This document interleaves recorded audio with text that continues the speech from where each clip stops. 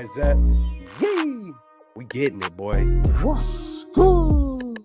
You know who it is. It's your boy, Jay in the Bay. Your baller back again. Smells like football season. Yo! Yeah. Whoa!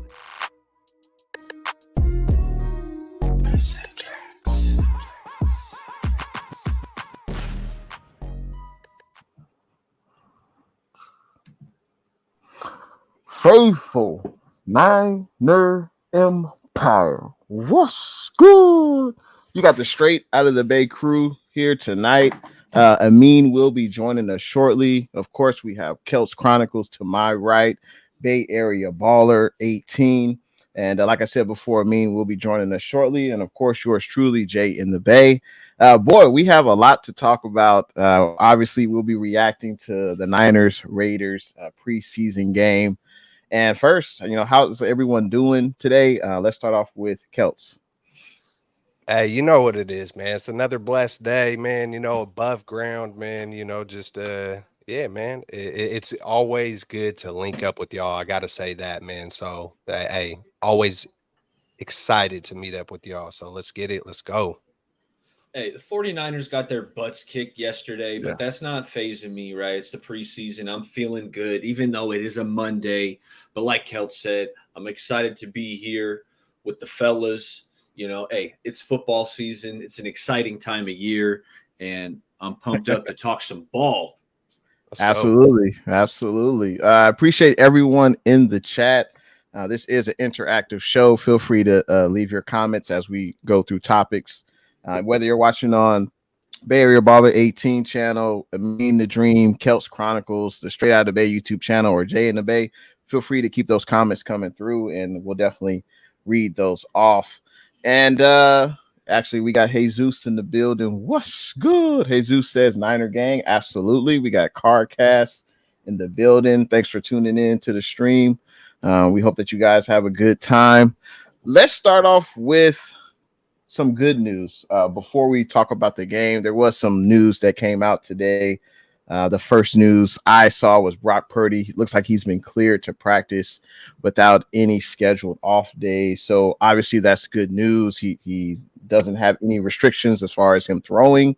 I'm intrigued to see when Brock Purdy will play in the preseason, but we'll probably talk about that a little bit later. But hey, initial thoughts. Hearing the news about Brock Purdy today. Bay Area Baller. Hey, it's good news. Brock, the team has pegged him as the starting quarterback. Kyle, what do you call? You said he is the man, or he is the guy. What was the? I think he said he's the real deal. He's the real deal. Holyfield. Thank you, Couch. Thank you, Couch. The real deal. So it sounds like with Purdy being cleared, no restrictions. It's a positive move. It's a step in the right direction. Is he going to play in this preseason game against Denver? I don't know. I expect we will see him at some point. So, hey, it's good news. Brock Purdy's progressing, and, we'll see where it goes. Absolutely. Hey, man, my first initial reaction was, hey, good news. Good news right off the bat. Right. But it was like, hey, man, let's see him in the preseason. I'm excited to see him in the preseason, man. Just like, hey, we should, I mean, it's like Trey Lance. Trey Lance needs all the reps he could get, right? But it feels like Purdy's already a veteran, and we kind of forget that, hey, Purdy needs all the reps he can get too. That's the 49ers have made it pretty blunt, that is our QB1. And yeah, man, he needs his reps. Unfortunately, Trey needs his reps to develop, and that might not happen with the 49ers. That's just the realization of it. That's the realization of where I'm coming to with the whole situation. Let's get behind Purdy. I'm always y'all know me. I'm always gonna root for Trey, man. I got a little special ties with that. I've been huge on Trey, and I've also been huge on Brock. So it's good news. Let's get it. Let's go. Hey, I couldn't agree more. I think it's great news for Brock Purdy. Obviously a story he's become in the 49er uniform. And hey, it's good to see that he's going to be healthy, and I'm excited to see him in a playoff game. I know my screen is kind of weirding out right now, but hopefully you guys can still hear me. But um, yeah, Brock Purdy's expected to resume throwing, no restrictions, so that's definitely great news to hear. And yeah, I can't wait to see him in a preseason game, maybe this week against Denver or the following week against the LA Superchargers. So, like Bay Area Baller said, appreciate you guys hitting the like button, making sure you subscribe, whatever channel you're watching right now, whether it's Celts, Jay in the Bay, Straight Out of the Bay, Bay Area Baller. Feel free to hit that like button. We appreciate it. Also, there was some other news as well. There was an update on some 49er injuries. And let's see if I can pull this up. Let's see. Yeah. So can you guys see that? Yeah. Mm-hmm. Okay. So this was a tweet from Cam Inman. Probably, I don't know. It was today, sometime today. But these are the list of players that the 49ers should be getting back this week. Bill, the edge rusher we drafted out of Georgia. Davis, Danny Gray, Dre Greenlaw, Drake Jackson, and Elijah Mitchell. So these guys should be practicing. Who knows what type of capacity they'll be practicing, but these guys should be coming back this week. Next week, George Kittle is expected to come back. And also not playing in the preseason, but expected to contribute in the regular season. There's George Odom, Ray McLeod, and Orrin Burks. So that's the list of guys that are coming back. Obviously, this is great news because our backups definitely need some work. And that's kind of one of my takeaways I got from this preseason game is guys need time to develop. And unfortunately, they have to take their bumps and bruises in front of the whole world. Obviously, when anyone's starting a new job, you're not going to be as good as you are from day one and, through day 60 of whatever career you choose. So it's unfortunate that these guys have to take their bumps and bruises and their growing pains in front of the whole world. So I imagine that these guys have got work to do, and I think they're going to do it. And specifically, I'm talking about, some of the offensive linemen for sure. Didn't really give Trey a whole lot of time. But that's something that we'll definitely talk about. Guys, have any reactions to the injury list or guys that are expected to come back this week? Man, just glad to see guys like Greenlaw and Mitchell. Hey, we haven't really sustained any major injuries, so that's my biggest takeaway from injuries. I've been preaching it off and on since the NFC Championship game, and probably a couple years before. Ever since 2000, what was it, 20? Or 18? Just always want to see us be healthy. Hey, we've only suffered the Ray with the wrist. Looks like 8 weeks. But sometimes when someone falls down, that opens the door up for a surprise, like a Ronnie Bell or a Jameson. I know we're gonna probably get into some of these names later on, but when one door closes, another one go open. Hey, let's just not go through any catastrophic injuries, it's looking good so far. Yeah, thoughts on the game yesterday. Niners got their butts kicked. I thought the Raiders absolutely dominated the trenches, right? Yeah. I mean, the offensive line I thought was not getting any push in the run game. They weren't pass blocking well. The O-line performed poorly. And on the flip side, the D-line, I mean, outside of maybe one or two guys, which I'll save you for, but the trenches were dominated by the Raiders. So that's something. Again, these are the backups, fellas. Not a single starter was out there for the Niners, I believe, for the Raiders either, for that matter. So it was a battle of the backups.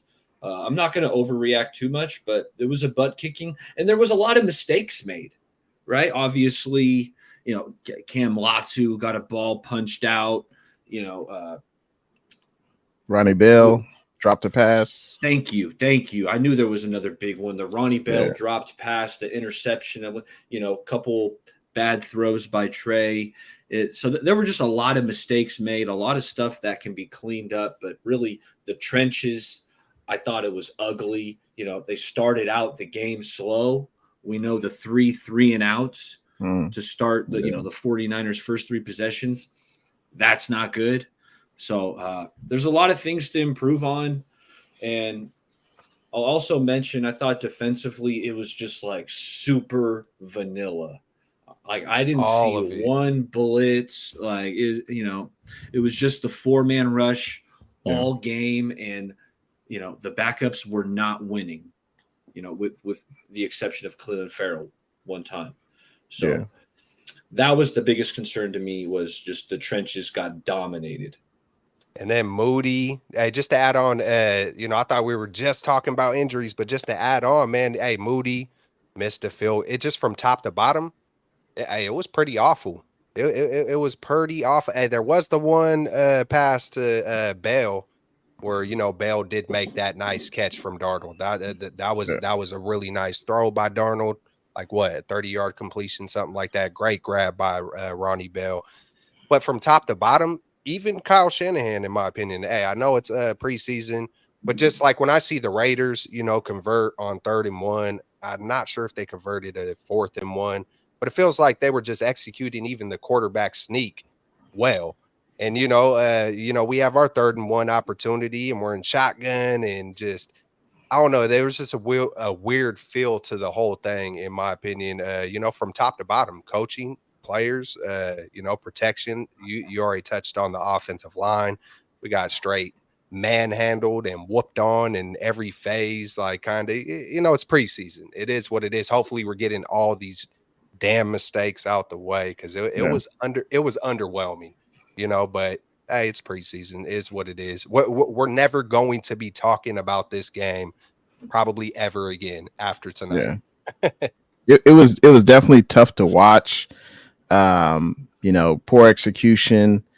Obviously, like Eric said, unable to like establish the line of scrimmage. Like we saw, when you can't establish the line of scrimmage, you can't really do anything. You can't run the ball. Trey didn't have time in the pocket. On that, I think it was a 4th and 1 shotgun play, Kelts, that you were referring to. Yeah. And I was like, I kind of had an idea of what they were going to do, and I was thinking that please don't run this. But I actually think the play was a good idea, but it just wasn't executed. If we look at the replay, and it's funny, so it's like a read option, right? The edge rusher is Jordan Willis, right? Obviously, he used to play with the Niners. Trey was looking, I'm not sure what he was looking at, but if he would have kept the ball, Jordan Willis looked like he was going after the running back, 24/7. There was a tight end sprinting outside of Jordan Willis, and if Trey would have kept the ball, he would have had a blocker, and he would have been able to scamper for a first down. So it's things like that you have to get better at, and obviously you get better with that by making mistakes like we saw Trey do, and also just looking at film and just getting better.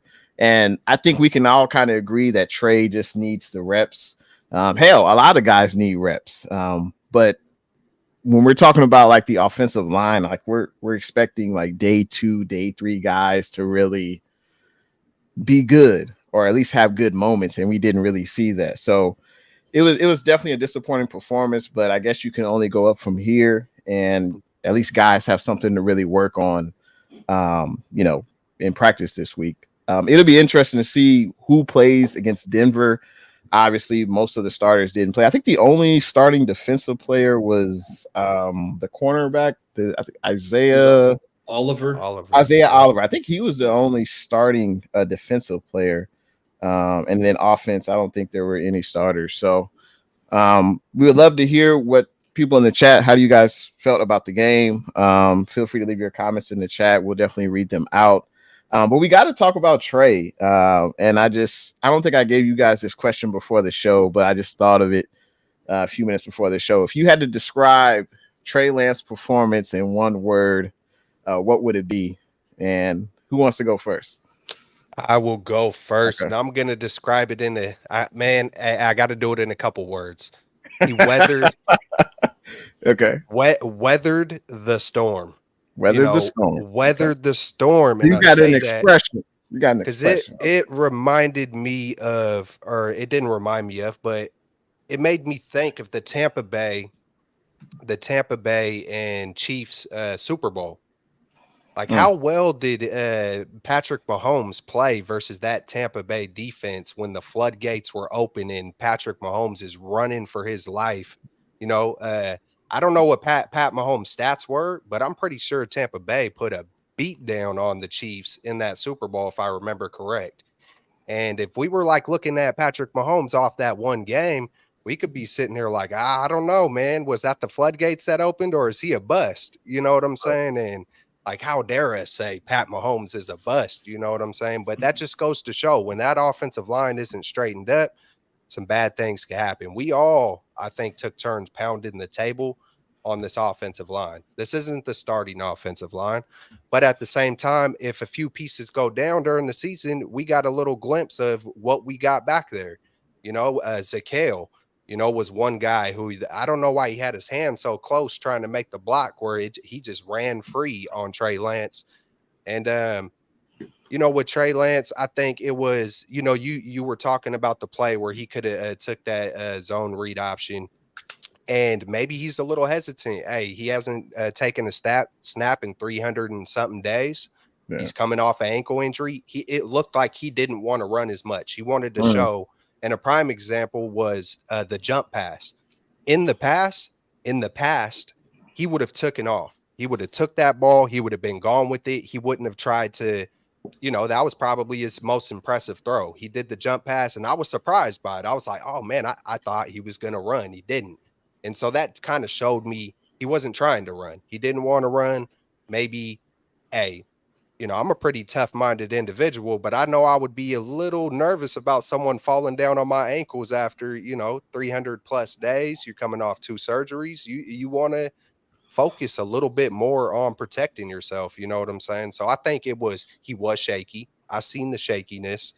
Um, the floodgates were open, offensive line. You know, I don't want to make excuses for him, but I think he weathered the storm for coming back. You know, I haven't heard too many people talk about Trey Lance coming back from his major injury.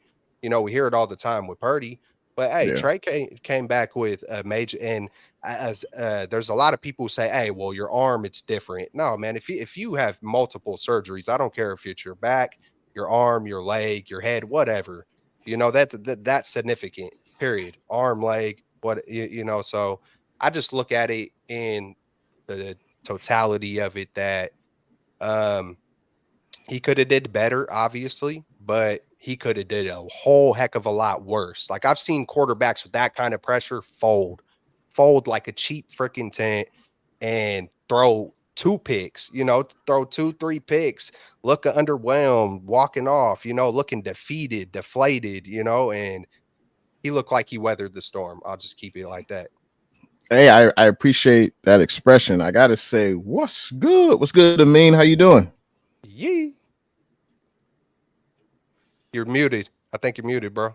Or Or you it got to doesn't turn your show mic you. on, maybe. Maybe turn it on. Yeah. Mic check. Mic check, Amin.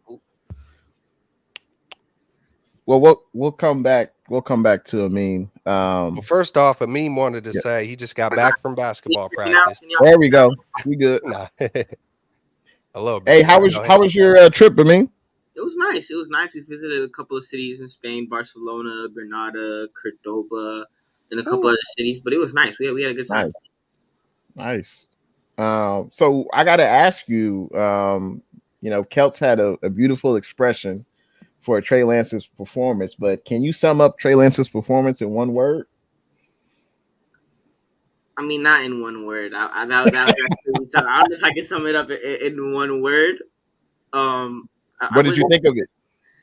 See, like looking at it, I had high expectations. You know, not high expectations, but I was looking forward to it, right? Because obviously Right. seeing Trey Lance after such a long time, like I was looking forward to it, and then knowing that Trey Lance was going to start the first half, and then Sam Brown was going to start the second half, and it's pretty much in consensus that Brock Purdy's the quarterback 1, and this was the fight for the quarterback 2 spot.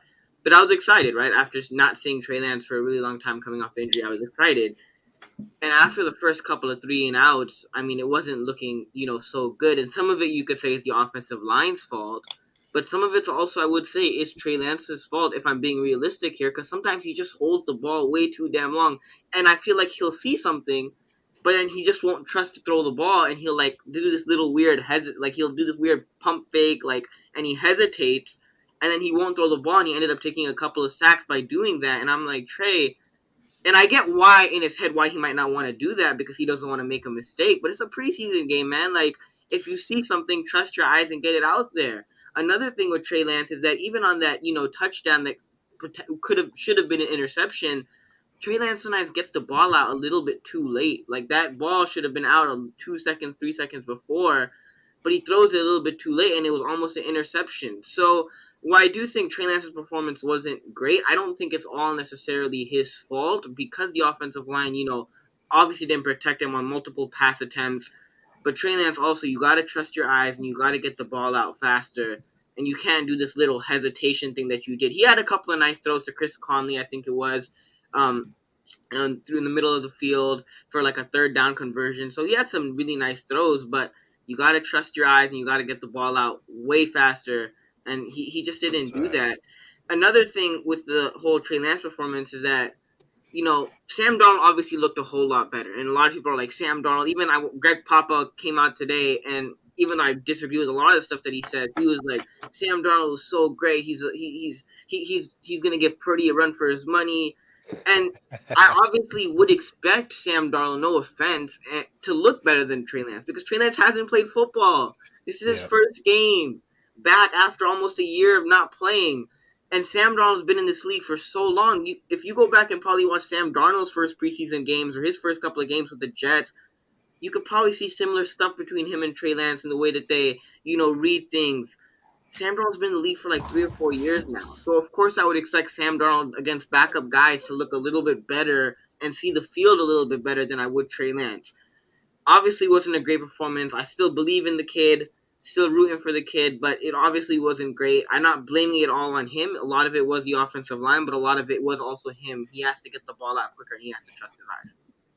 Hey, well said. Well said. I gotta say first, what's good to Livy's World, and also congratulations to John. He says, "Sup, fellas, watching from the hospital right now, waiting to meet my firstborn." Man, congratulations. That's an exciting time for you and your wife. So, hey, appreciate you checking us out. While obviously you got an exciting newborn that you're going to meet. So that's very, very exciting, man. Appreciate you watching, John, and everyone else that's in the chat right now. Man, hey, big props, John. Congratulations, man. There's nothing like it. There's nothing like, firstborn too, man. Let's go, baby. I seen that, man, and that put a smile on my face, and my heart is smiling. My 707 brother, real talk, my man.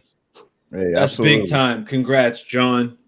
And Amin, that was well said. I mean, I gotta echo a lot of things that Amin just put down because the offensive line, we know it. They didn't do Trey Lance any favors. Nick Sakel was struggling. I thought Jason Poe let a guy free just to instantly get into Lance's face. But the one word, man, it might be. I'm going hyphenated. So it might be a little bit of a cop-out. I'm going hyphenated, but it was all over.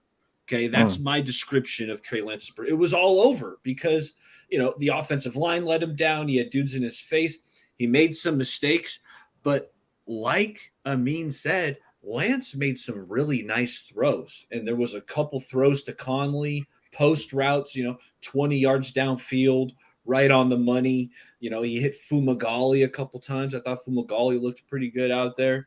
The improv to Willie Snead, the jump pass, that was really – so Trey did some nice things, and he also made some mistakes, right? We know that there were a couple balls that could have been picked. Although the second one, I think the second one was just a really nice play by that linebacker where he really just – maybe he read Trey's eyes, but he really got a beat on that pass.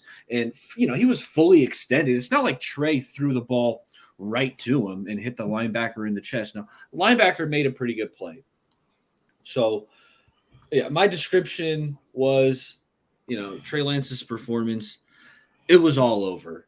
And when I was trying to think of, his stock coming into the game, and maybe you guys can just tell me up or down. But after this game I don't think you could say his stock went up, but I don't think it really went down either. Like maybe it went down a tiny bit, but I think Trey's stock it stayed relatively neutral after this first preseason game. Hey, and that's definitely a question we'll answer shortly. We'll definitely get into that. But appreciate everyone that's in the chat right now. Feel free to leave us your comments on, hey, if you can sum up Trey Lance's performance in one word, feel free to leave that in the chat. We'd appreciate it. We'll definitely read some of those comments.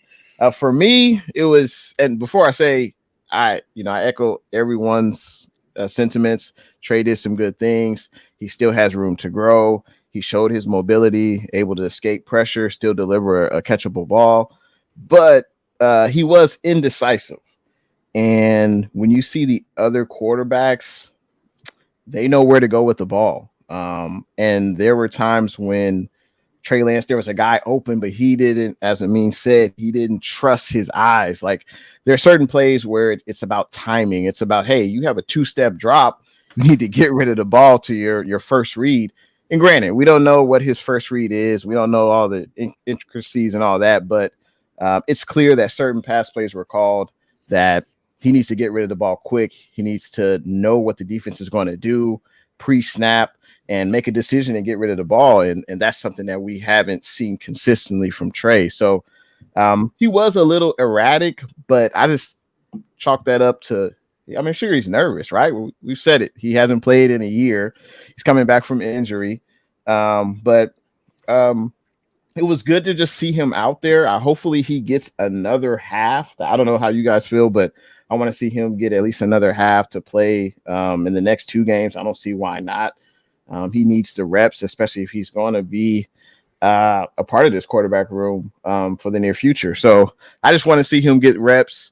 And like I said before, we see these guys, go through their growing pains on national TV in front of 1 million people.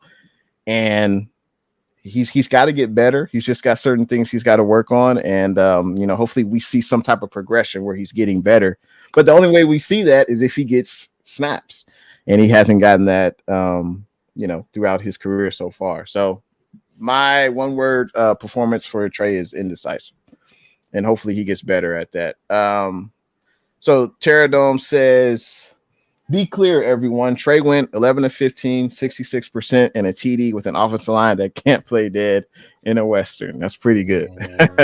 Weathered the storm. Hey, if you're just tuning in, my man Terradome. Hey, I got to give him this real quick. I got to it's been a while, so I got to give a good. Yee! There it is. There it is. And we know, hey, what up, Terradome? But I, hey, that's what I described. It was, hey, he weathered the storm, man. But like you guys have all said, I agree with everything y'all said too. As far as he made some nice plays and he got lucky. He got lucky, but he also, did look indecisive as well. And it is what it is. What up, Terradome? And hopefully that gets better with time. Like we've seen Sam Darnold. Like no one thinks he's a franchise quarterback. He's failed basically everywhere he's been, but we know he's basically can be considered a seasoned vet. So he looks comfortable. Like Sam Darnold, he looked more comfortable, but I didn't expect anything really less. And the same with Brock. He's started 4 years at ISU. Obviously, he came in and played excellent. So they look comfortable, and Trey has yet to look that. But it's kind of hard to fault him because he hasn't had the reps. So we'll see what happens. David, what's good? How you doing, David? He says our O-line couldn't block the ball boy yesterday. Yeah, I would agree with that. That's definitely an area that they need to work on. That's for sure. Low Jackson, what's good? Low Jackson says, what's good, Rich? Yay! So yay! We also got Shea Martinez. Trey Area is going to have to ride in the backseat for a while, just like Steve Young had to do. Hey, that's a fair point. What Steve didn't start until he was 31. So I mean, year 8 was like his first full complete shot. You know what Right. I'm saying? And that's wild, man. You know, in this technology, when I say TikTok world, it just makes me think of like the videos are so short and you just go to Right. the next. The patience is Microwave society yeah, right now. it's Yeah. so thin right now to where I want it now. You know, Yeah. like freaking what was that old commercial? I want my money now. And I JG want it now. Wentworth. Yeah, yeah, man. Hey, I want it right now, not yesterday. I want it, you know, and it is what it is. The patience is thinner. It is what Yeah, it is. You know what it is, Terradome. Iron sharpens iron, baby. Came from the good book. absolutely. But it's interesting that certain players are given a longer leash. Like you look at Josh Allen, he was able to, fumble his way through the first few years, and now he's one of the best quarterbacks in the NFL. I mean, even Alex Smith. I mean, we've seen it with our own franchise. He was with the Mhm. team for about 7-8 years and was able to struggle through. And I know this is they say we're a win team now, and the roster definitely proves that. But Trey Lance isn't given that same opportunity. So that's unfortunate. But obviously the scenario is a little bit different. Brock Purdy came on the scene, played out of his mind. So there's a reason why it's like that. Um, Little 95 says Darnold looked better at quarterback just on eye test. Yeah, I think that's fair. I think we can all agree on that. Yeah, he looked more comfortable. That's for sure. There was another question I wanted to piggyback. Oh, so Barrier Baller answered it, but I would love to hear what you guys think as well. Has Lance taken a step forward or backward after his performance versus the Raiders? Let's start off with Amin the Dream. What you think? I mean, based off one performance, I'm not going to say that he took a full step backward or a full step forward, but the bottom line is that he just didn't look decisive. Where if you look at even Darnold and even Brandon Allen, they didn't do anything special. And I will say they had some nice throws, just like Lance did. Like Darnold had that nice throw down the sideline. But the bottom line is the other two quarterbacks looked decisive, whereas Trey Lance just simply didn't do that. Yeah. And obviously, coming off not playing football for a long time, there was some things that he did that were nice. Like Kelts mentioned that in a lot of scenarios or instances last year or Lance's rookie year, he would run, but he, almost passed the Mhm. line of scrimmage, but he looked to throw the ball. He kept his eyes downfield.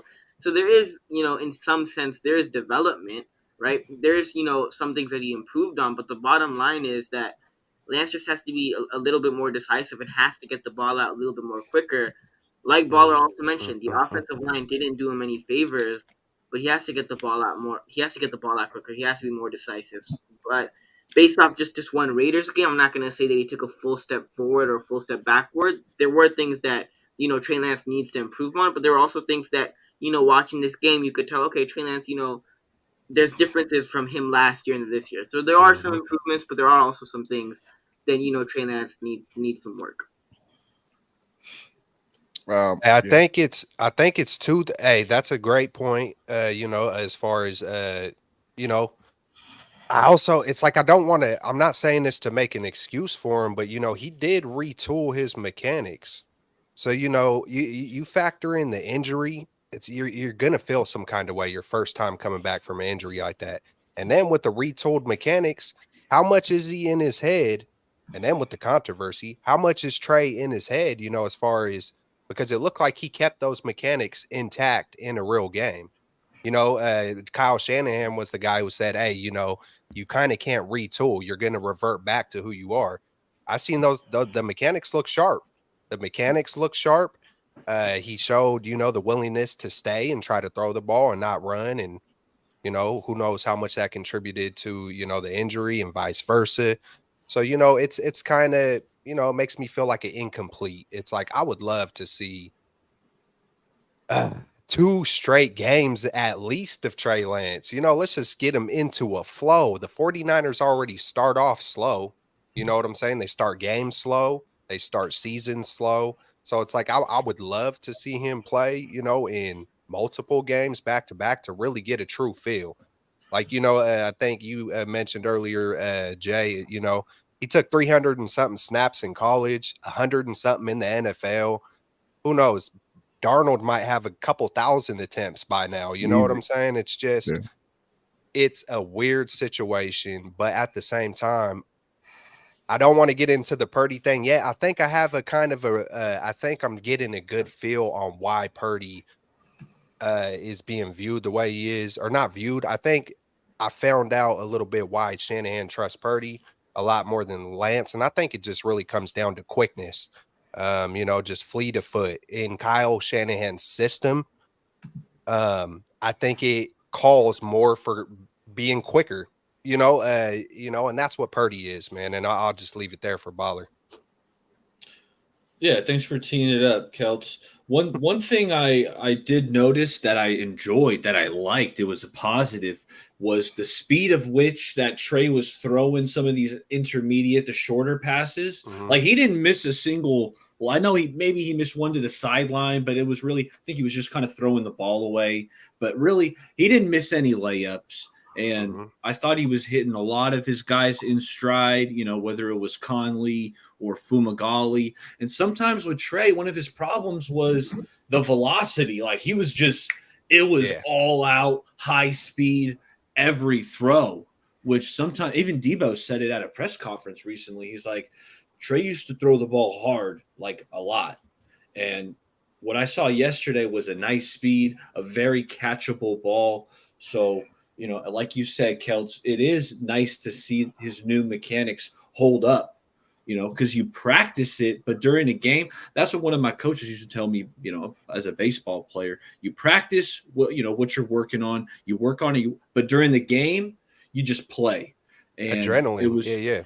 It was good to see that he didn't revert back to the old mechanics. No, I liked what I saw mechanically. The velocity was good. And, hopefully this next game against the Broncos, he builds on it. Just keep stacking it, keep getting better. I think that's all we can ask for from Trey. Yeah, Trey and the rest of the Niners roster, they got to keep stacking them days. That's the first time I heard that expression this year. I just got to keep stacking days. But as far as the national narrative, I think Trey took a step back. Obviously, it wasn't good to begin with. I don't know about you guys, but I like to mix up. I was talking with Baller earlier before the show. Like I tried to stay away from listening to YouTube yesterday, but sometimes I can't help myself. But I like to listen to the national narrative. A lot of times they don't know what the hell they're talking about, but they definitely aren't high on Trey.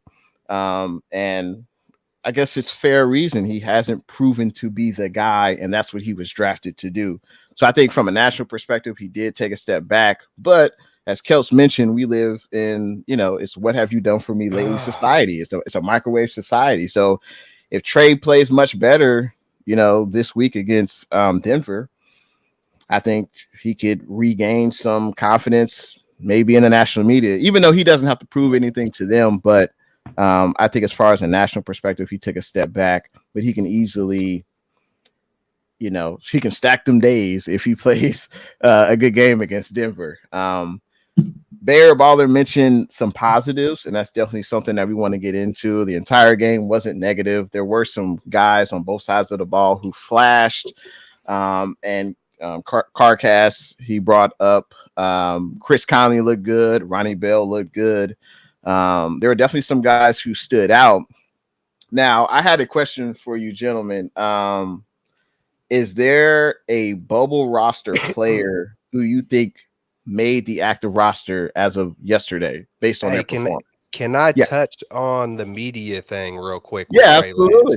Because I feel like I'm being fair, with the goods and the bads. But one thing that I do got to say when it comes to the outside noise is I hear a lot of people saying, hey, man, he's had so many chances, 3 years. Yeah. Hey, it's not about the years, and chances are what, 3.5 games. I don't give a damn what anybody's talking about. He hasn't had so many chances. It's not about the years.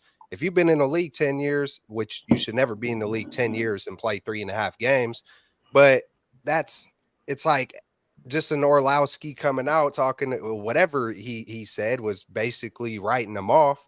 You know what I'm saying? It's like after 3.5 games, it's not about the years. That don't mean nothing. Hey, he sat a year.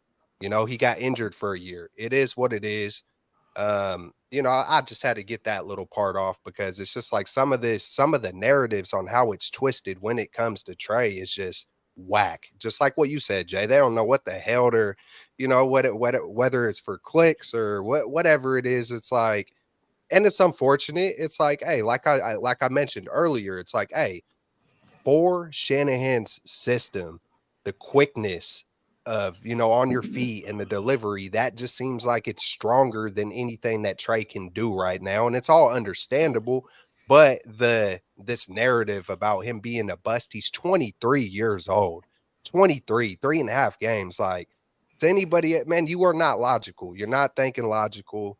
You know, I hate to use the word clown or it's, I don't know any other nicer word I could say for it without cursing, you know what I'm saying? But it's like, here, I'll use a Trey word.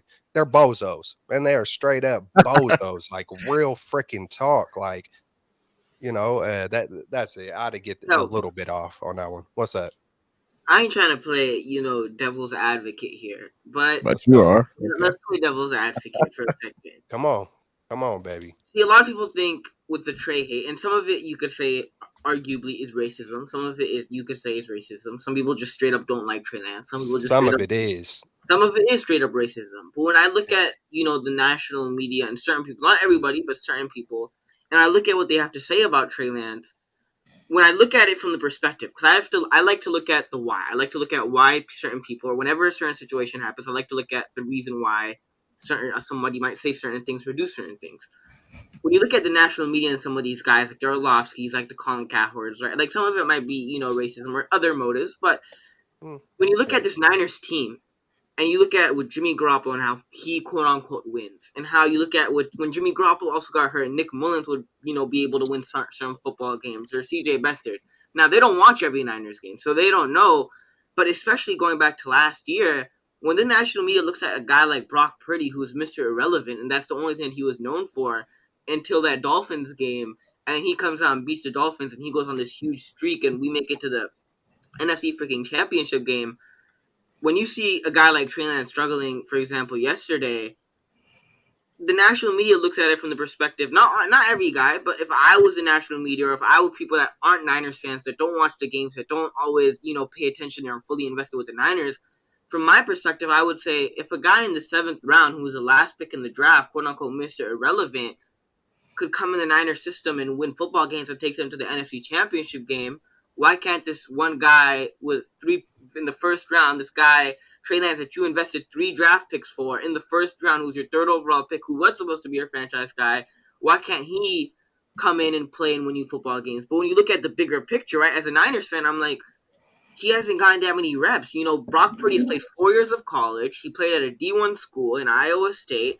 He obviously I would expect him to be more ready because honestly, he's just simply played way, way, way, way more football than Trey Lance has ever had in high school, college, or even in the NFL. Right. So from that perspective, as just a pure Niners fan and someone who really heavily watches the team and what the team does, of course I'm not going to be Trey Lance is a bust or Trey Lance is that because he just hasn't had enough reps or opportunities, and that's what some of the people in the media are talking about right now is that can the Niners give Trey Lance reps because they are a win now team?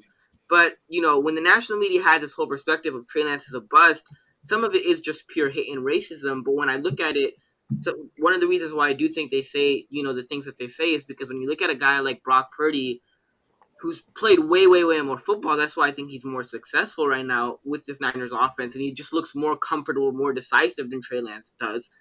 It's because he's played more, but when a guy can do that in the 7th round, or when Jimmy Garoppolo can win football games, or when, a Nick Mullins or CJ Beathard, especially a Brock Purdy who's a 7th round pick and win football games, main people, the media thinks, why can't Trey Lance, and why does Trey Lance look so bad, and why does he struggle when they don't look at the full picture? So, while I do Yeah. think some of it is hate, the main reason why I feel like, the media thinks the way that they do think is because of Brock Purdy and what he was able to do.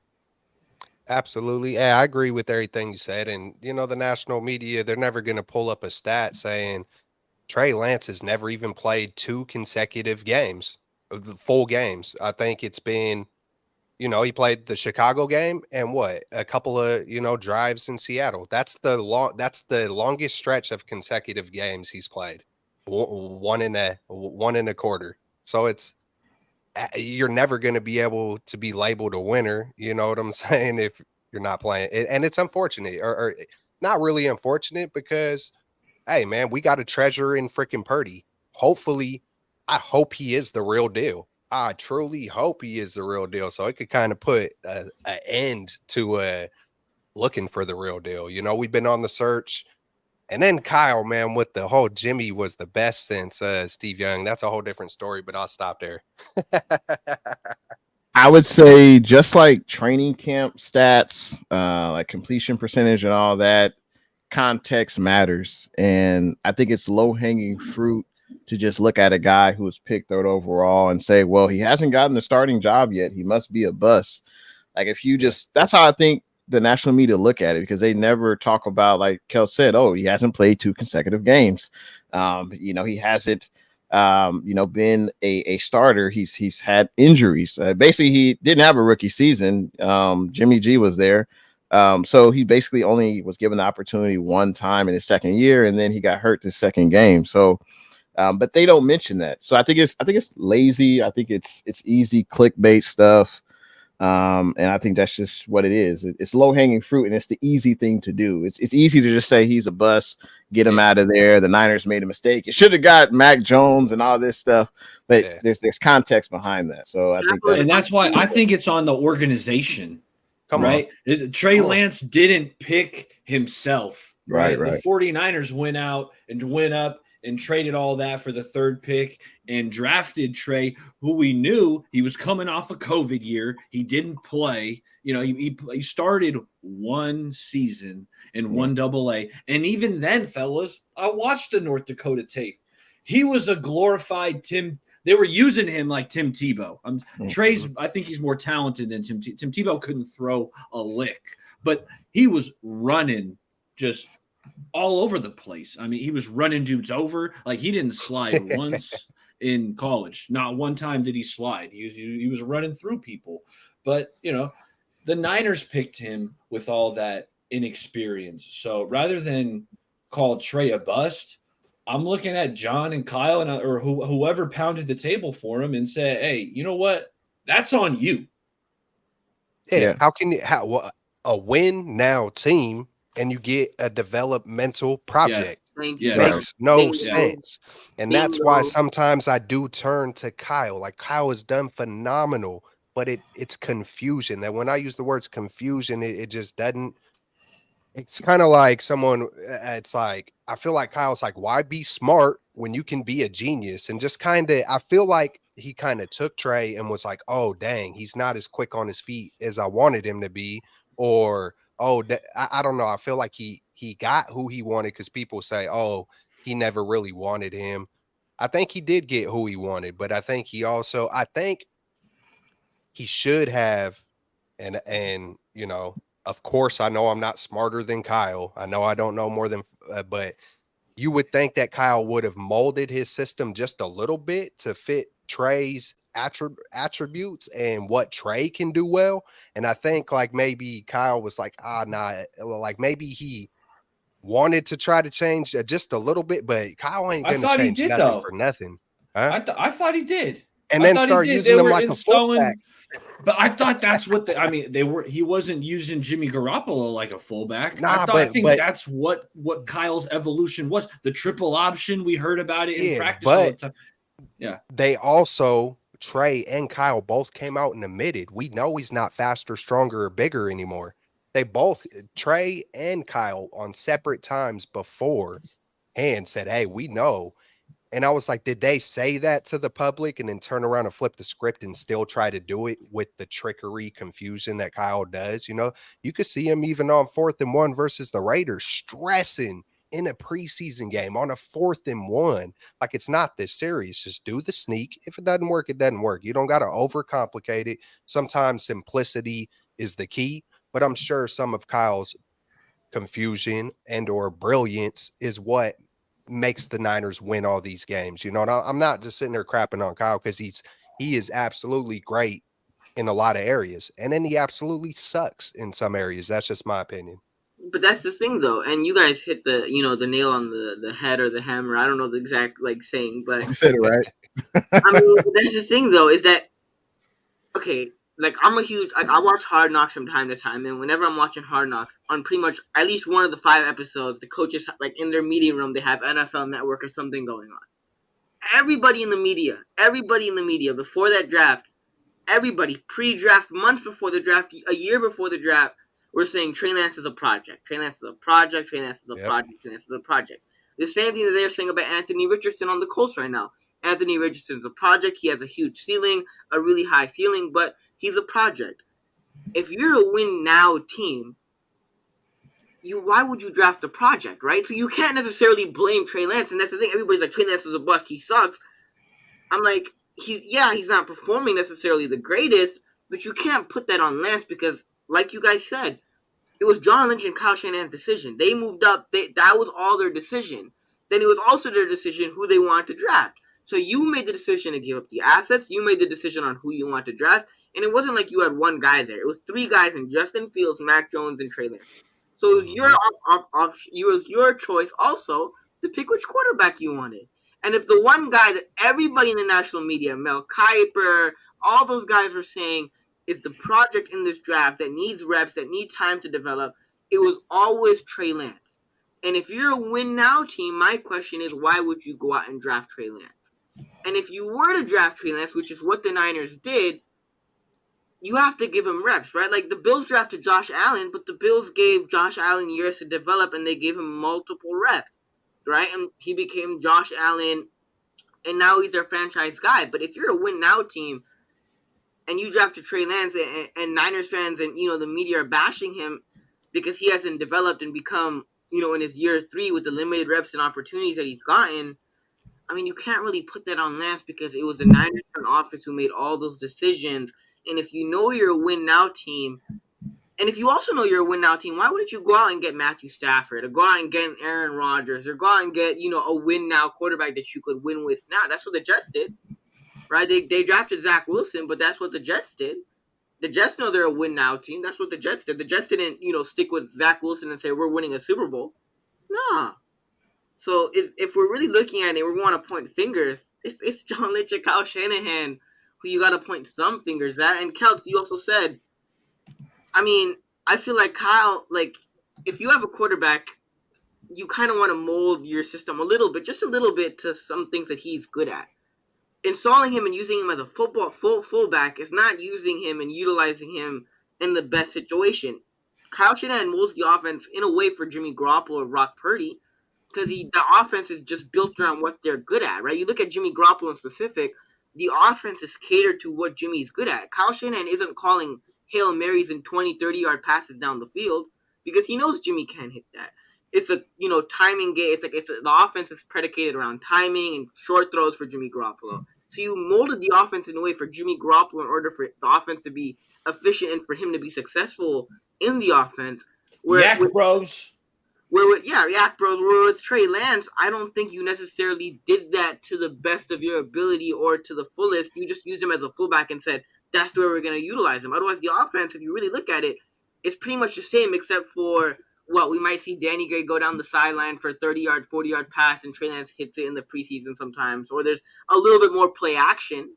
But even with Jimmy Garoppolo, there was play action in the offense. I remember the pass to Kittle in the Packers game. So there's play action also in the Jimmy offense. So I don't know if Kyle molded necessarily. I don't expect him to mold everything around Trey Lance, but at least adjust certain things to where little things, right, to where it helps Trey Lance and makes him feel confident. Hey, do you guys not watch the Buffalo Bills? Josh Allen does it all the time. Like, come on, no. That's when I think it was Grant, man. He asked Kyle Shanahan, hey, man, what's up with running on 2nd and 7? And it's like, man, I don't want to shit on Kyle Shanahan, but that's how a kid would respond. You don't watch the Bills? Look at Josh Allen. Hey, it is what it is. You know what I'm saying? I love that we have Kyle Shanahan, but I feel like if he did sharpen up a little bit, I believe he could be one of the greatest coaches of all time if he put a little bit of pride aside.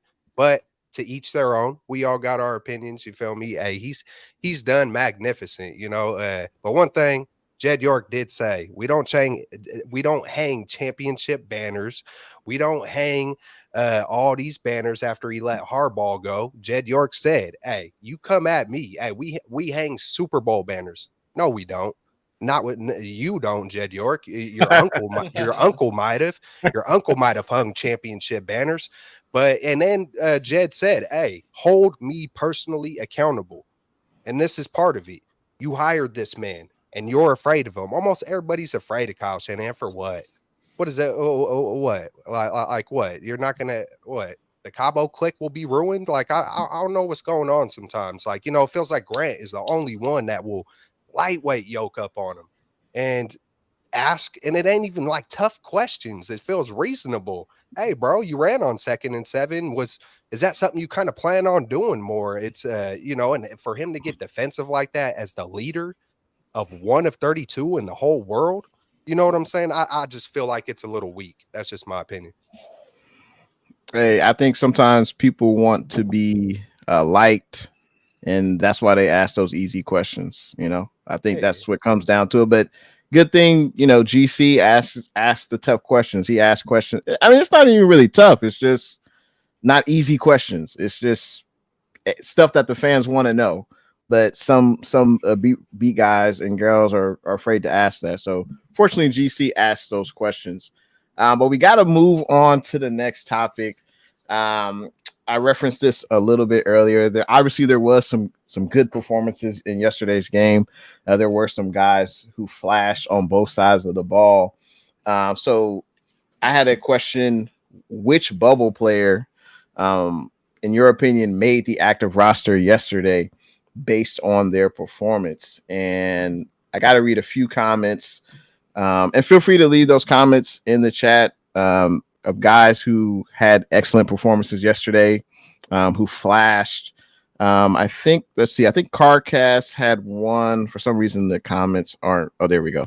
So Carcast says Chris Conley looked good. Veteran wide receiver. Ronnie Bell also looked good. Here it goes right there. I'm with David McNiner. Jameson, he flashed. Absolutely. That's my guy, because I think you proposed it as like roster bubble guys. Right. And we know with Ray McLeod out for a couple months with the broken wrist. Yeah. Jameson, I thought, looked exceptional in the return game. His burst, his vision, like Ronnie Bell as a receiver, he was getting open. I thought Ronnie Bell did some things as a receiver, but specifically in the turn game, Jameson, I thought, was really decisive. Yeah, a couple were called back. Latu, had a holding call on one of the nice returns. But so far, the roster bubble guys, looking at that return game, I really like what I'm seeing from Jameson. Yeah. Nah, I thought Ross Dwelly, I know he's probably not a roster bubble guy, but I thought he definitely flashed. Trey was definitely hitting him. I think Dwelly was targeted 4 times, had 3 catches. Hey, maybe we got to utilize him more in the regular season. He catches everything. As far as the other side of the ball, I mean, Ambry Thomas, I thought he looked solid. You took my guy. You took my guy.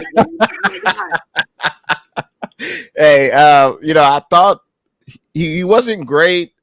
I think on one of his past breakups, it could have been pass interference. He kind of hooked the receiver, but I thought he looked solid, and we hadn't really seen Ambry Thomas. And obviously, he's got a new defensive coordinator. He's trying to impress.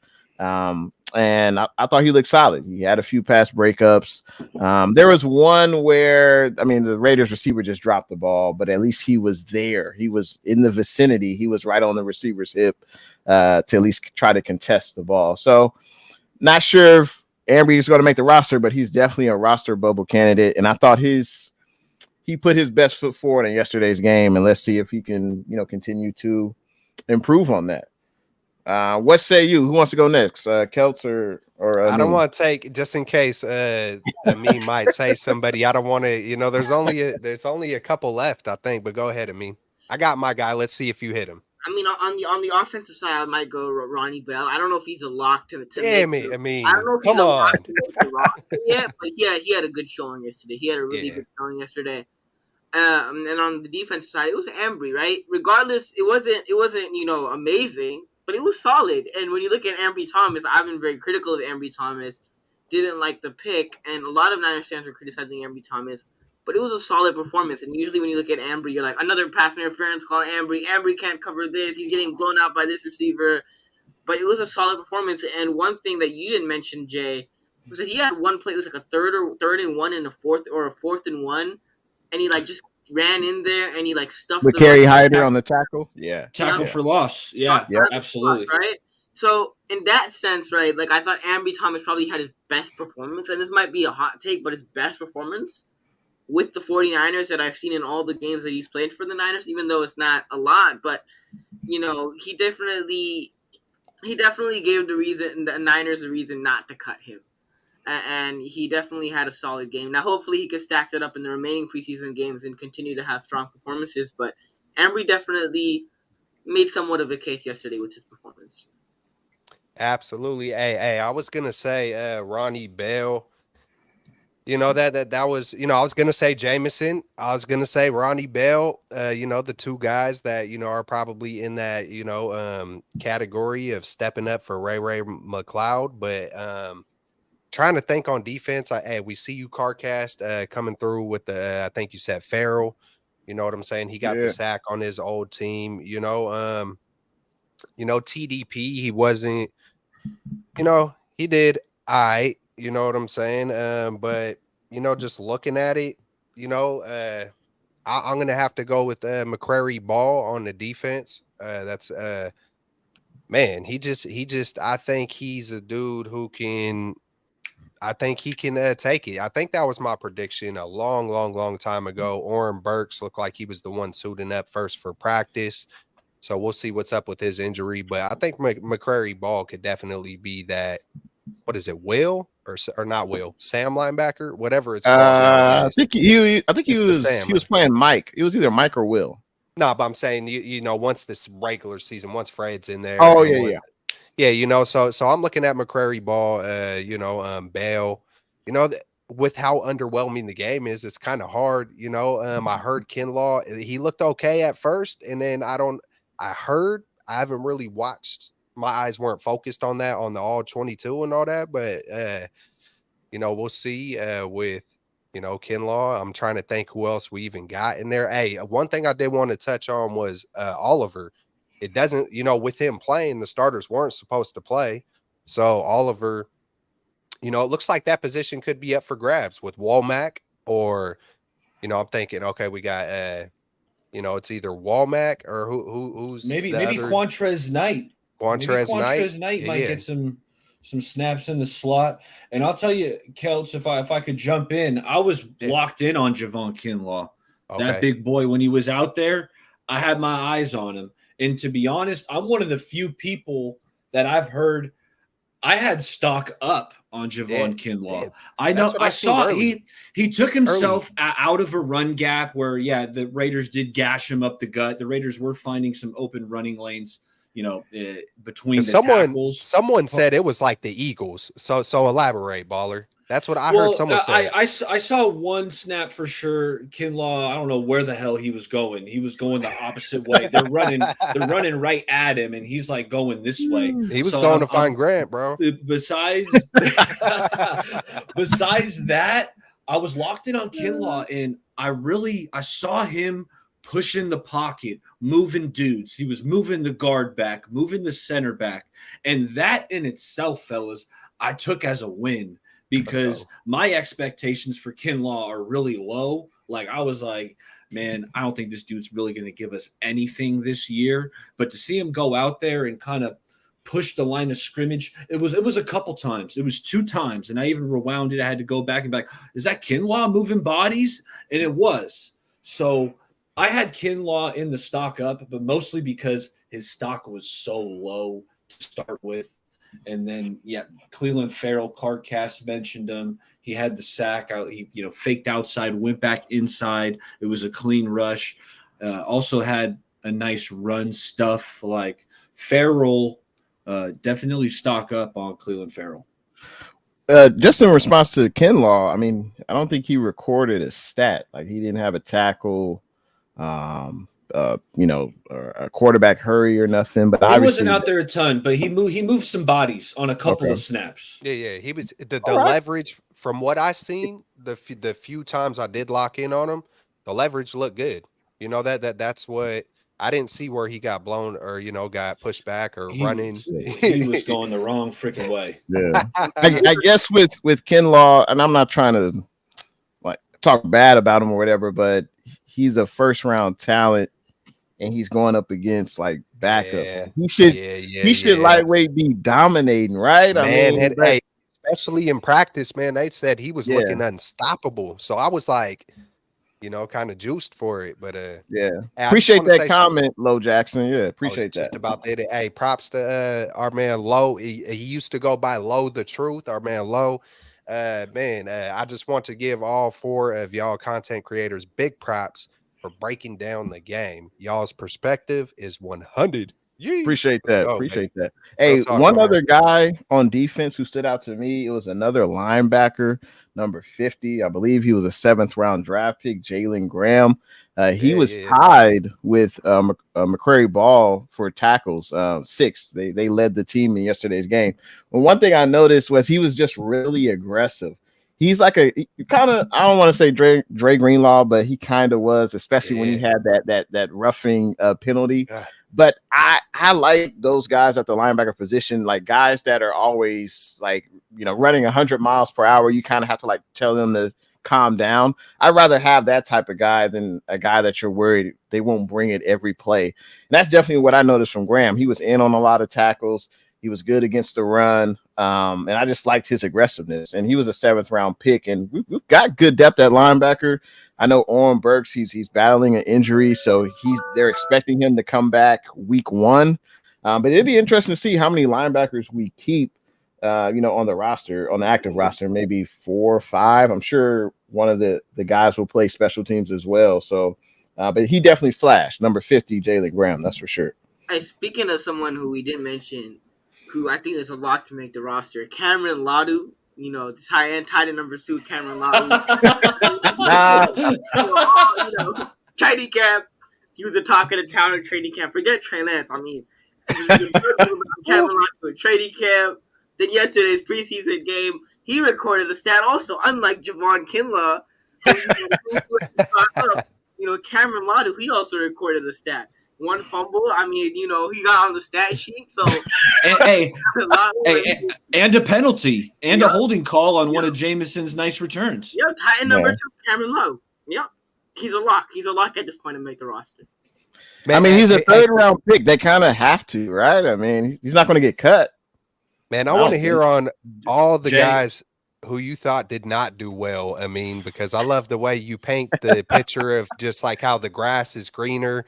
Hey, I love it, man. Hey, could tell me about Zakel, please. Should we even bring up Jake Moody 0 for 2? Should we bring that up? Oh yeah. Oof. Man, where's Robbie Gold at? Nah, I'm just kidding. No, Robbie Gold probably on the couch, bro. He was probably laughing his head off at that one. Screw Robbie Gold, dude. Robbie Gold.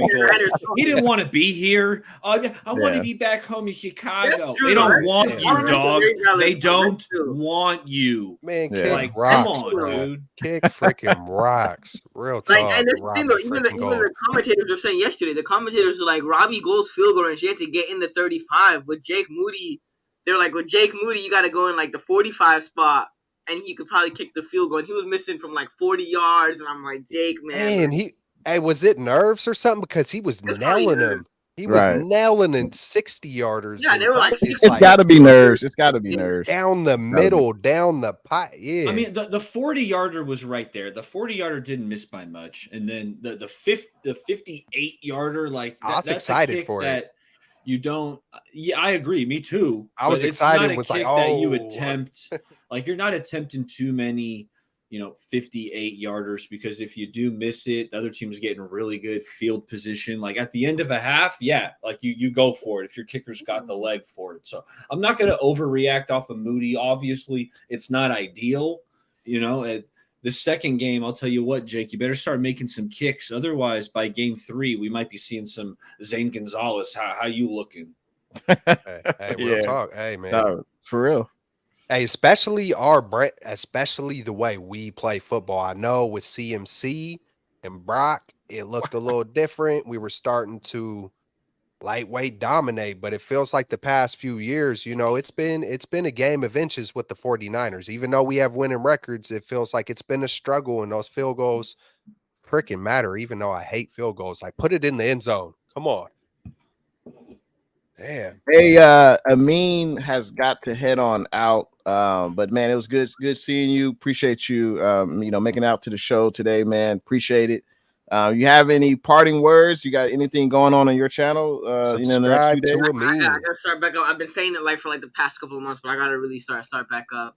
Yeah. But one last thing I want to say before I get on here, when we're talking kickers, on the subject of kickers, Zane Gonzalez, I think is running number 10. You know who also wore 10? Jimmy Garoppolo. I think Jimmy G. Jake Moody got to learn from the veteran and Jimmy Garoppolo. I mean, and the veteran with Zane Gonzalez. So I think Jake Moody has to do some learning with from Zane Gonzalez. Learn how to be an NFL kicker. Learn how to not sail it left, but Zane Gonzalez good mentor. You know who's also a good mentor? Jimmy Garoppolo. So.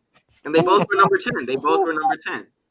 Man, I need a fire button. I need a button where you just where you make it. Wait, there it is. He's spitting. You're spitting. I mean, I like it, man. Hey, Baller, before I get on out of here, what's the jersey? Who you got? Kobe, Curry? Who you got? Hey, the big KD? 3-5. Hey, Kevin Durant. 35. Let me tell you, he came to the Warriors. Some Warriors fans didn't want Kevin Durant to even come to the Warriors, but I loved KD ever since he came out of Texas. So, I still gotta love it. It kind of stung that he left the Dubs. Draymond wasn't too nice to him, but I still got some love for KD. So I'm repping his jersey. Yeah. I mean, KD's a beast, no doubt about that. all right, y'all. Adios. All right. I Peace. mean, yeah. Stay up, bro. Hey, Carcast had a question. What did you guys think about Jair Brown? Our third round. He did well. I think Brown, man, I like the way he was attacking, the aggressiveness, the tackling. I'm trying to really go through my mind. Maybe Baller has a little more info, but yeah, I thought he just overall looked solid. Yeah, I saw him make a couple tackles. When a DB got beat, I think it might have been Hartsfield got burned, and Jair Brown was there to make sure, make the tackle, make sure it didn't turn into like a huge chunk play. So yeah, I liked what I saw, in the few impact plays of Jair Brown. Yeah, I would agree. He didn't stand out and didn't necessarily flash, but he's definitely a willing tackler. And that's definitely what you need at the safety position. So I'm intrigued to see what he can do next week, and because I'm sure he's gonna. Well, we'll see. I don't know if he'll start, but he'll definitely get some playing time. Hey, how much was Braden Willis on the field? Because I've been trying to hype up Latu, man. I'm like, hey, bro. Jerry Rice had struggles in the beginning of his career. Hey, he really did, though.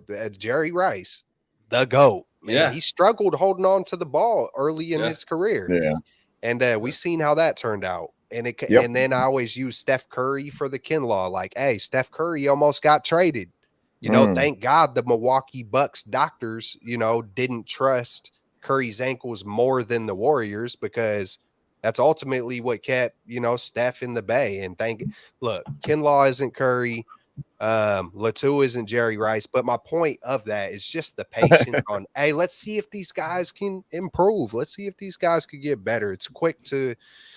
We're so quick to write. But hey, when I did go to training camp, the one day I went there, I think I told you guys, hey, his route running, his explode, his burst, his double moves, hey, in practice, it looked really, really nice. I think he could build off of it. But I was wondering if you checked out Braden Willis. I seen him on the field a few times, but it kind of escaped me if he did anything that was kind of significant. I love me some Braden Willis. So I was looking for him, and I didn't see him much at all in the first half. unfortunately. But fourth quarter, I definitely saw him out there. He caught one 5-yard out route, nice little 5-yard out, caught that. But really, what I really like to see, because this could be Braden Willis's ticket to really lock in a roster spot, is he made a tackle on special teams. I think it was a punt. It's either a punt or a kickoff, but came down, full speed, nice tackle. And, if you're battling for that tight end 3 or however many last year, the 49ers kept 3 tight ends.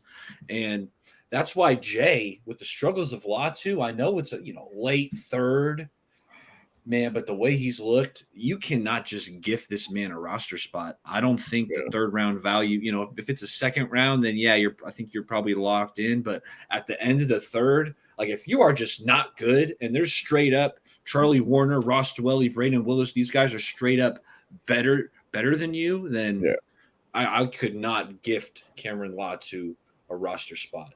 No, that's fair. That's fair. Definitely makes sense. Yeah. No, I agree with that. Quick question.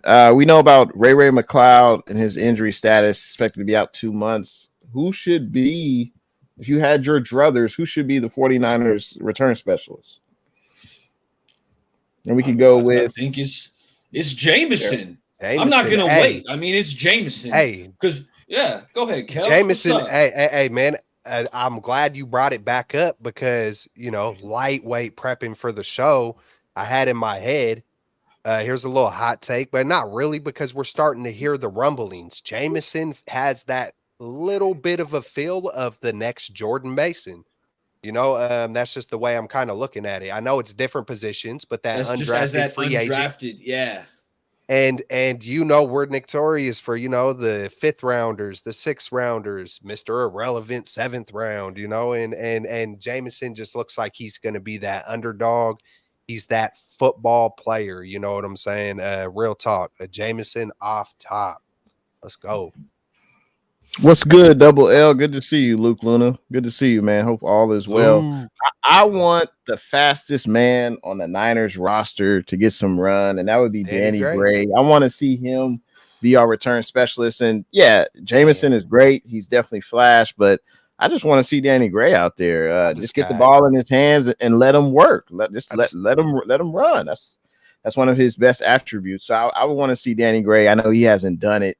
I didn't see him really do it in training camp, but he hasn't done it in the game yet. He has been a gunner, Danny Gray, but I want to see him actually return the ball, get the ball in his hands, and let him go to work. That's what I want. Yeah, we might get that on kick return. We might get that on kick return. But I don't think punt return is Danny Gray's kind of thing. Even at going back to SMU, he didn't really do the punt return duties. But I will say that was one thing I was disappointed about. I love me some Danny Gray, and the fact that he couldn't get out there. First the report was body soreness. Now that list you pulled up, Jay, that you showed us earlier, it said hip. So, man, I was disappointed we didn't get to see Danny because it sounded like he was having a good training camp, and I really want him to take that next step. So hopefully he's out there this week. Yeah, man. Hey, I start getting a little flashbacks to Ted Ginn Jr. And, we haven't had a lot of really, hey, that's the most speed I can remember at that punt returner and kick returner.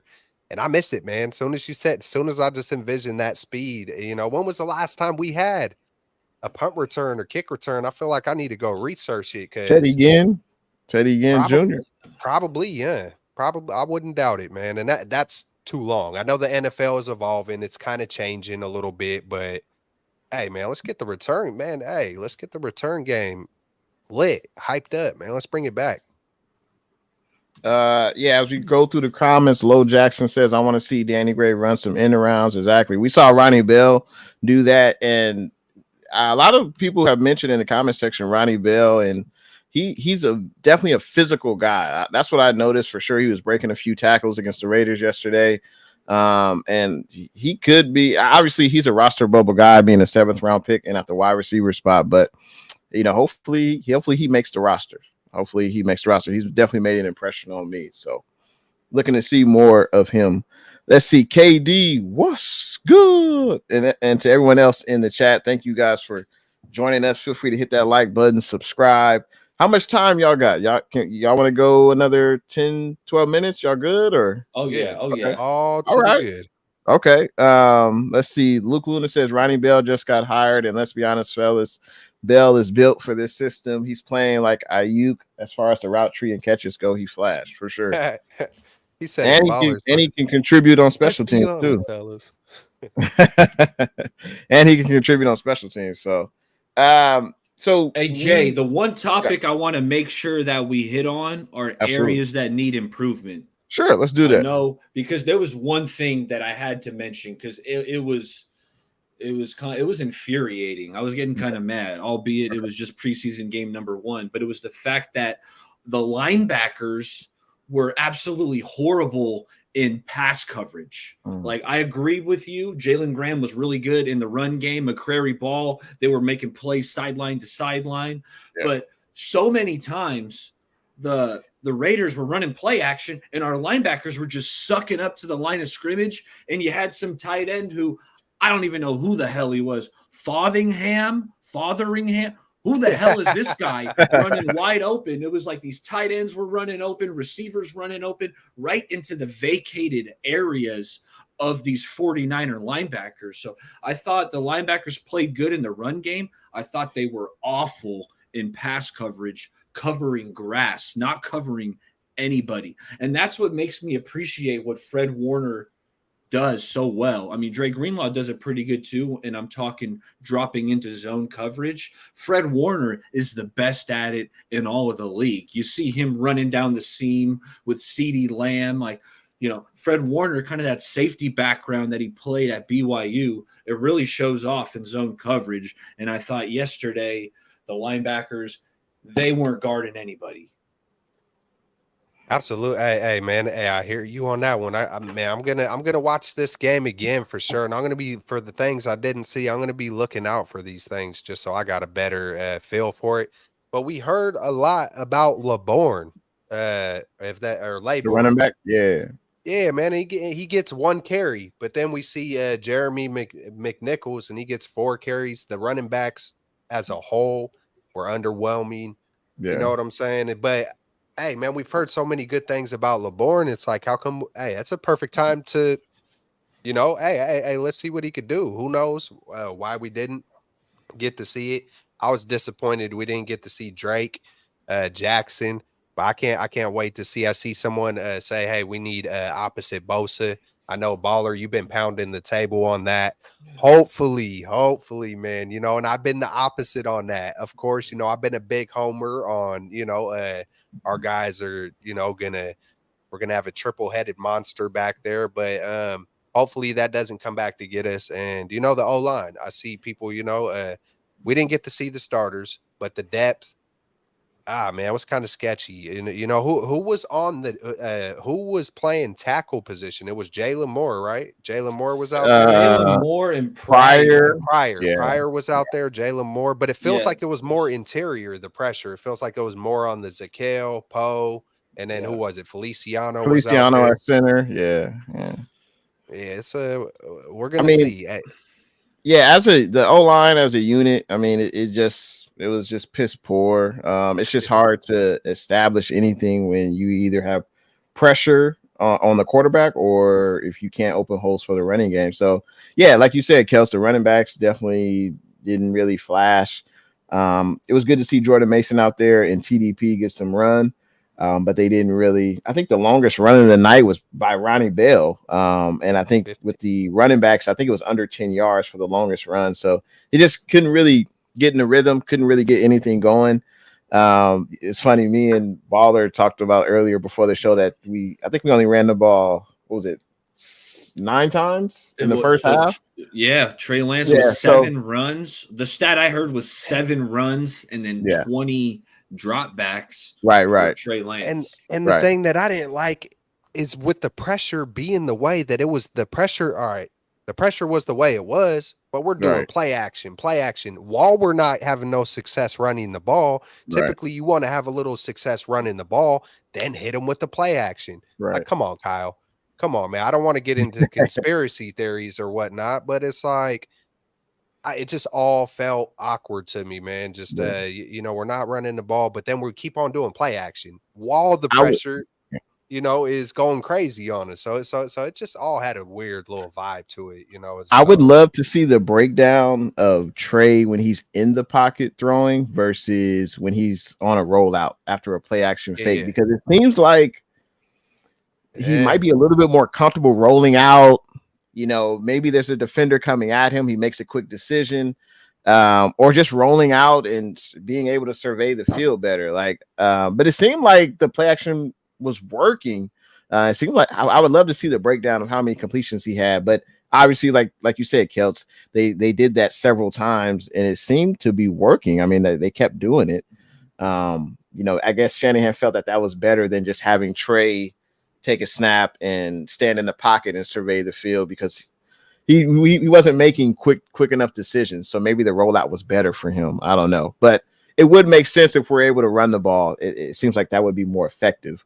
But I definitely understand, your point. Luke Luna says the offensive line has to stay healthy. But Roberto says all the running backs would look bad behind our second string O-line. That's fair. They definitely need to work on technique and just to get better. Like I said before, these guys, are they having their growing pains on national TV in front of the world, and they've obviously got things they got to work on. And I just hope they're better against Denver. That's all we pretty much can hope for. Let's see. Yeah, Steve-O agrees with Kelts. Play action with no run. Yeah. But maybe that's also why would you have him stand in the pocket if you know the offensive line can't block? It's probably better to have him roll out. Did we see any? I hear you. Hey, did we see any?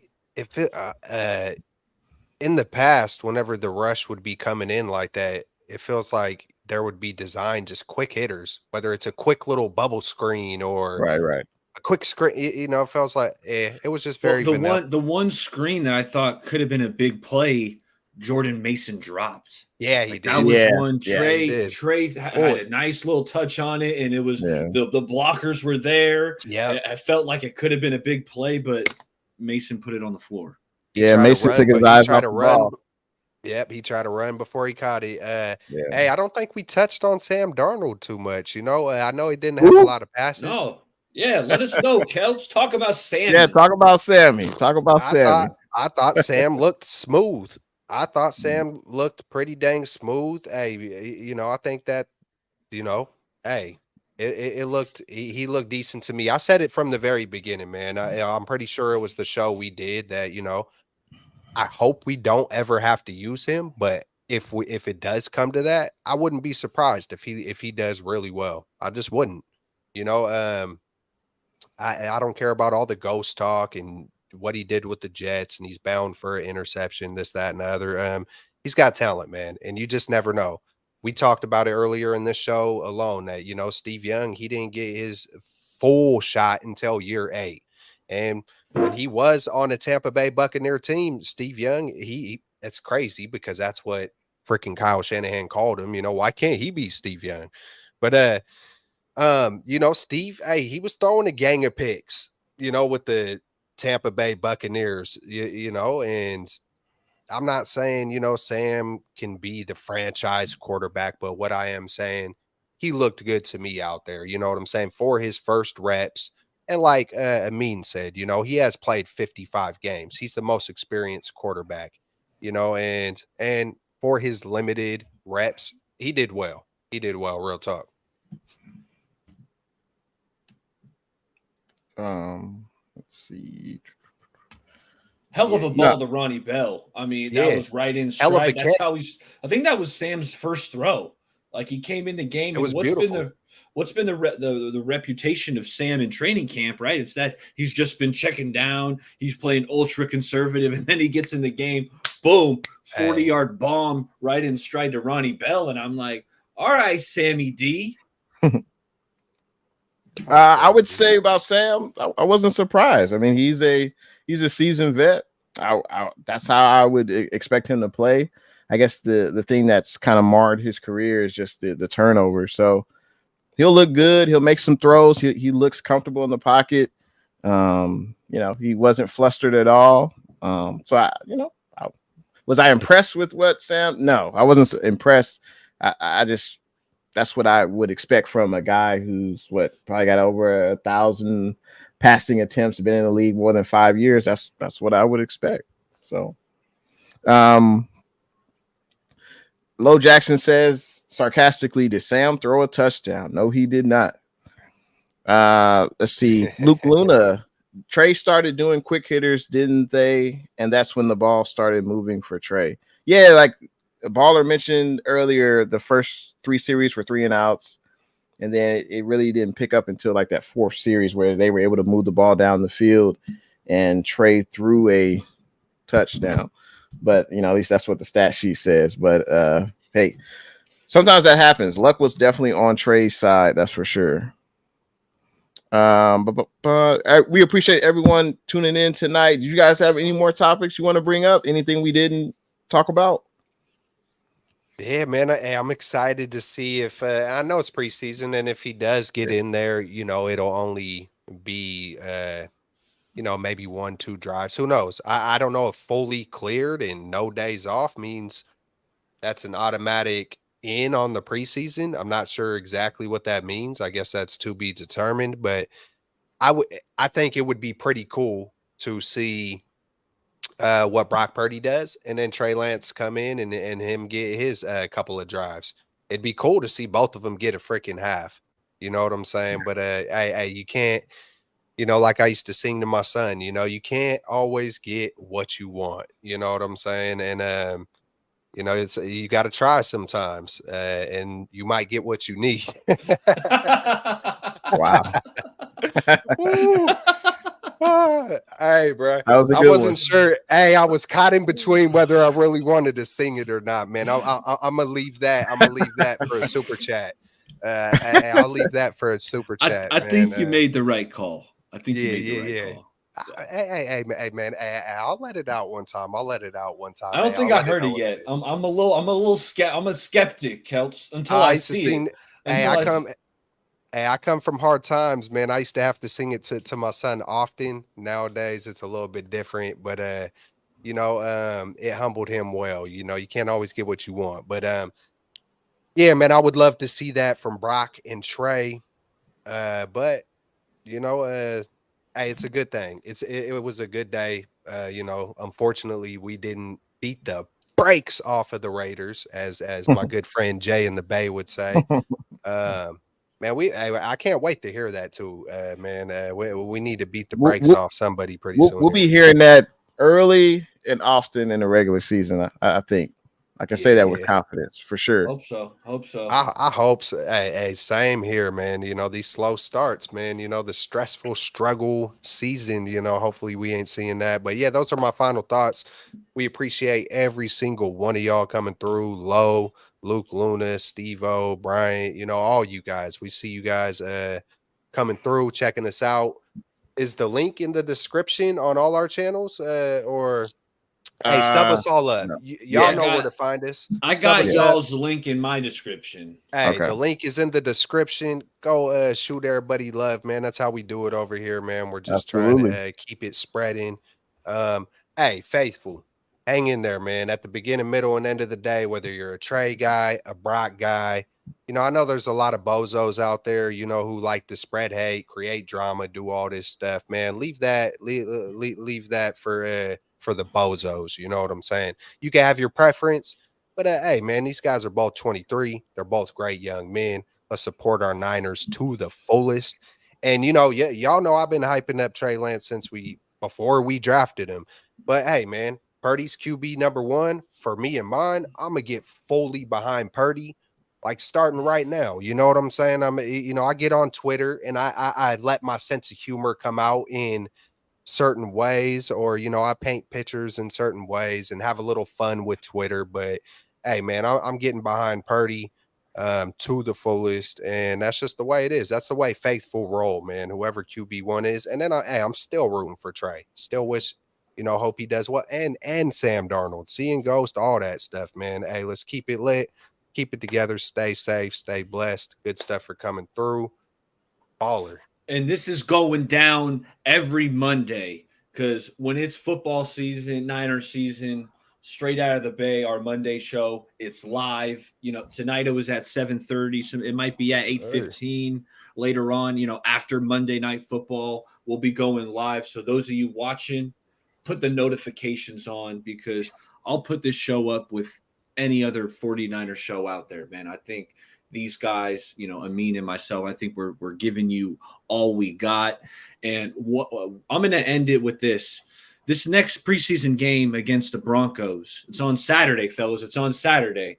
I'm looking at the trenches. Defensive line, I mean, where were you guys? You guys did not show up for this game. I mean, the quarterback for the Raiders, Aiden O'Connell, I had never heard of the dude, but he was just dicing up this defense, and he had a perfect pocket, it felt like, the whole game. So D-line, let's step it up. Let's cause some havoc. And then offensive line, come on, fellas. Let's block some folks. Put a hat on a hat. Let's get physical because that wasn't the move, what you guys put on tape yesterday. So trenches, pick it up. But fellas, glad to be back, talk ball with you guys. And, hey, it's an every Monday thing from here on out. Absolutely. Hey, and how are we looking on the fantasy league? Oh, thank you for bringing that up. Steve-O's right. We need one more. Uno mas. So we are drafting. We're drafting on a Monday. Let me just I don't want to say the wrong date. So let me pull it up right here. That we're drafting on the 28th, August 28th, at 8 p.m. If you're interested, you can make that draft. Then let one of us know. We got one spot open. We'd love it to go to one of our viewers. So if you're interested, let one of the fellas know. We'll get you in. It's a free entry. And I'll tell you, hey, I ordered something, a little trophy, a little something. It's going to be nice. We'll have to kind of bring it out before, fantasy football, the championship is awarded. We'll have to show off this trophy because I think you guys are going to like it. Someone's going to get it. So, yeah, if you want to play, let us know. We'll get you in. Bam. And that's it. And I echo you guys' sentiments about the trenches against Denver next week. I want to see a better showing from Isaiah Oliver. I want to see a better showing from him. What say you, Kelts? Anything you looking at next week against Denver? The running backs, man. Okay. I want to see, of course it goes hand in hand. So I don't want to be like the running backs, because you don't got an offensive line. Hey, like I said earlier in the show, we seen what Patrick Mahomes did in the Super Bowl versus the Tampa Bay Buccaneers, and he was running for his life. But, that goes hand in hand with the quarterback and the running back. You got to have the line. That is your first line of defense or offense, but you're, in defense mode, offensive lineman, that's your first line, man. That is the front line. Your frontline soldiers go down, man, and the king is going to get knocked out. The king and the queen, they're going to get capped, man. They're going to get knocked off, man. So we gotta, just the trenches. Let's get the trenches at least somewhat decent to where we can evaluate and see what we got. Let's see a LeBourne, let's see a TDP, let's see some more of these. And I almost want to mention the safeties as well. But I would like to see a Drake Jackson out there, just my selfish needs. But, the camp battles, let's just see it all. Let's have more sustained drives to where we could get, a little more Braden Willis, Latu. Let's really involve Willis and Latu. Let's like make it purposeful to go target those guys, to see what they could do, see what they got, yeah. Hey, sounds good. And we appreciate everyone tuning in tonight. And we'll see you guys next Monday night. Yeah. Hey, we do. It looks like we got Low the Truth. He says, I missed it, fam. Where I got to go to register. Hey, my man, Low. Send me a message on Twitter. I don't know if Low's on Twitter, but if he is, hit me up. I'll send you the link. Whoever, absolutely. Yeah, but hey, if you go to my about in my YouTube, it shows all the links to my Twitter, Facebook. Hit me up on any one of my links. If you go to my about page on YouTube, and you can message me anywhere through any one of those things, and I'll have Baller shoot you the information. We can all link up. You know what? We'll have a group chat, I believe, in the actual. Yeah, man. So that's what's up, man. We would love to have you on there so we can have some friendly competition. And someone's gonna be winning a prize at the end. So it's gonna be lit, man. It's gonna be fun competition on top of competition. So hey, good stuff, my man. We got Corey Davis who wants a let's go, man. And that's how we end it. Everyone have a good night. We'll see you guys next Monday night.